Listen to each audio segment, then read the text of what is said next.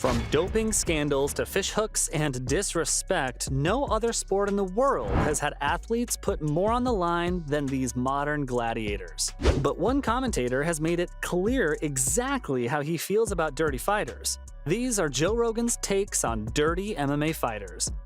MMA fighters and organizations like UFC, Bellator, and One Championship play a dangerous game, and that makes it all the more important that competitors don't cheat. Don't take it from me though, maybe the most famous MMA fan in the world, Joe Rogan, has been outspoken about fighters that bend the rules. One of the most infamous targets of his rants against dirty fighters was Jon Jones. There was a lot of hype heading into UFC 214. Jon Jones was set for a rematch against his rival Daniel Cormier. While Jones knocked out Cormier during the match, his win was thrown out the window after he tested positive for turinabol, a banned steroid. Joe Rogan, who called the fight, went on his Joe Rogan Experience podcast and made it clear how he felt about Jones. Rogan said, "Jon Jones with this has become the #1 F-up of all time for sure, if he wasn't already. This is the biggest one ever. We can only hope and pray that somehow or another there's some mistake." Years later, Jon Jones got busted again. He tested positive for a banned substance, eliciting a huge "I told you so" from Daniel Cormier and another response from Rogan. Joe Rogan said after reading the news, he told himself it couldn't be real, but it was, and he shouldn't have been surprised. Jon Bones Jones sounded like a bonehead as he's been caught doping 4 times. The first was in the lead up to UFC 182 against who else but Daniel Cormier. Not only did he test positive for cocaine, but his T/E ratio was also considered suspect. Since the cocaine-related metabolite found in his blood wasn't technically banned at the time, he was allowed to go on and fight.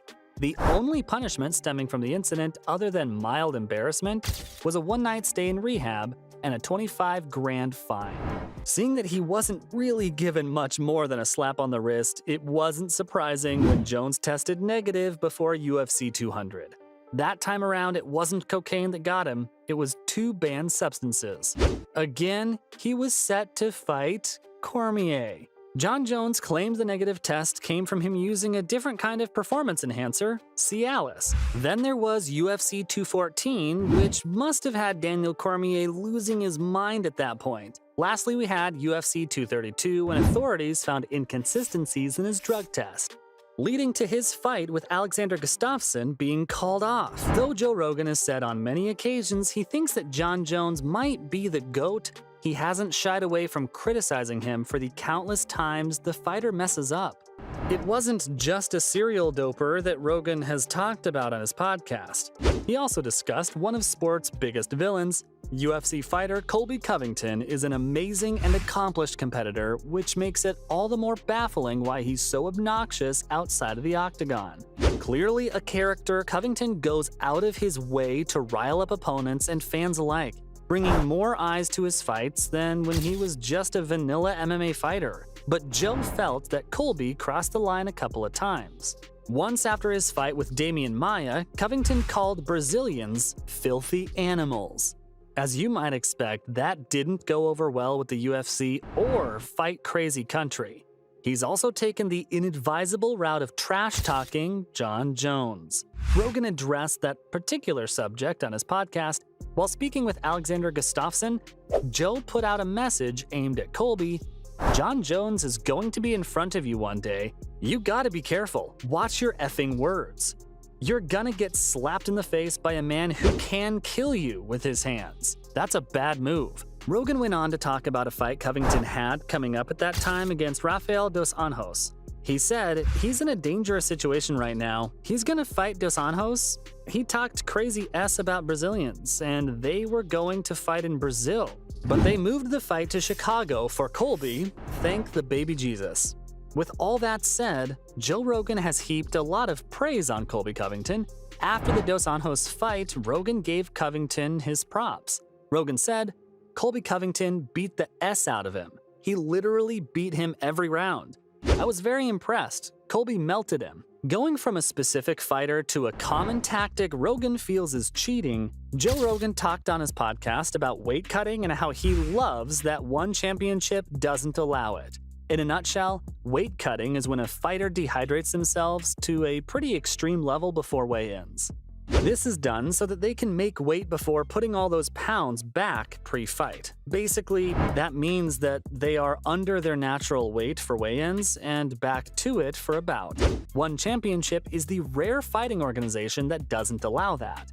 In one, a fighter has to take hydration tests, ensuring that they don't weight cut before getting on the official scales. Joe said on his podcast, "It's a different world when there's no weight cutting. I'm just such a giant fan of that no weight cutting deal they're doing at ONE FC. Not only is the practice very, very dangerous, it's like cheating, because it hides the natural walking around weight that a fighter will bring to a fight against an opponent that's lighter than them. There are divisions for a reason." Rogan agrees, citing one fighter in particular. He said, "The guys who did a really great job cutting weight, they do have a significant advantage when they step into that octagon. Some guys are excellent at it, like Yoel Romero. Even though he's missed a couple of times, the advantage is so spectacular.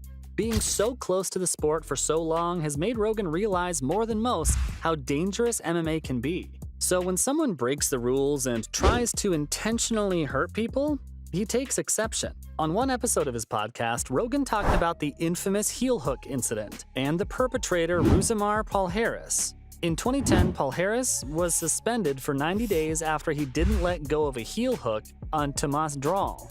Dral had tapped out already, but Palhares stayed locked on like a pit bull. When he did it again against Mike Pierce in 2013, he was kicked out of the UFC forever.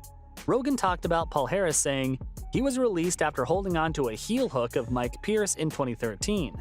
But look, man, that guy was particularly scary when he fought because he was so strong, and his body was designed so well for heel hooks.